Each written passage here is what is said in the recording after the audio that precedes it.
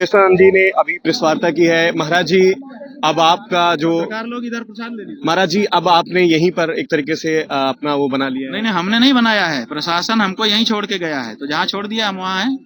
प्रशासन के अभी अंडर में है। प्रशासन ने हमको हमारे परिकरों से दूर किया, दूर करके अपने जवानों से हमको जगह जगह ले गया। अब यहाँ लाके छोड़ा है, हम जहाँ छोड़ा है वहीं पर हैं। प्रशासन की जिम्मेदारी पर हम हैं, अगर हमको कुछ होता है तो वो जाने।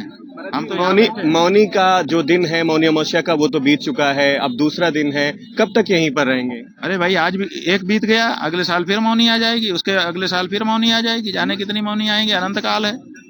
ऐसी क्या बात है?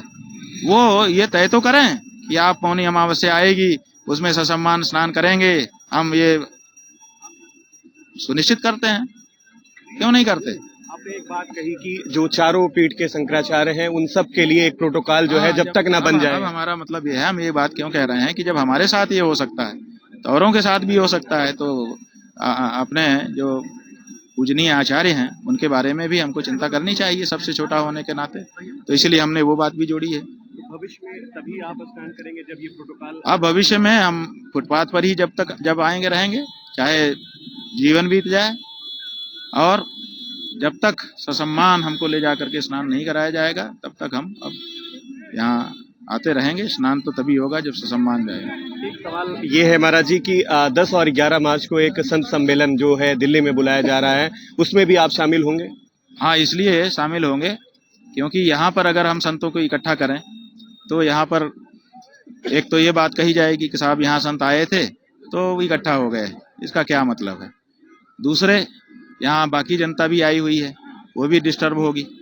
तो हम यहाँ का माहौल नहीं बिगाड़ना चाहते, इसलिए हमने अपनी बात कहने के लिए और संतों को बुला लिया है कि जो सच्चे संत हैं वो वहाँ पे आइए, दिल्ली में आइए, इस तिथि को आइए, इस जगह पे आइए, और आकर मुद्दा यही है कि जो आशीर्वाद आपने दिया है, गौ हत्या करने वाली पार्टी, गौ हत्या को समर्थन देने वाली पार्टी, अपने कार्यकाल में गौ मांस निर्यात बढ़ाने वाली पार्टी को आपने अगर आशीर्वाद दिया है तो क्यों दिया है, और उस पर पुनर्विचार करिए। और जैसे राजनीति में समर्थन वापसी होती है वैसे आशीर्वाद वापसी करिए।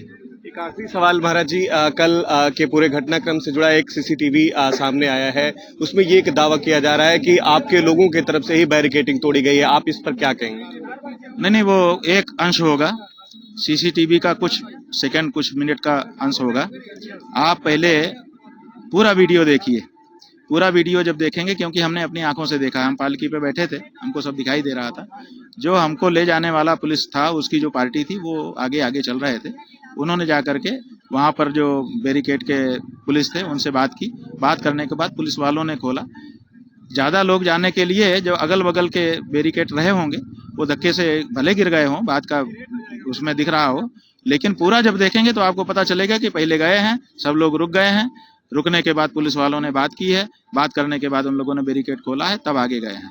ये पूरा उनसे मांगिए। क्या आप जब इनका जुलूस माने ये लोग नहीं आए तब से लेके जब चले गए तब तक का दीजिए, तब साफ हो जाएगा। क्या छवि खराब करने की कोशिश की जा रही है? हाँ, ये हमारा अपमान करना चाहते हैं। असल में हम गौ रक्षा की बात उठा रहे हैं और भारतीय जनता पार्टी गौ रक्षा करना नहीं चाहती है।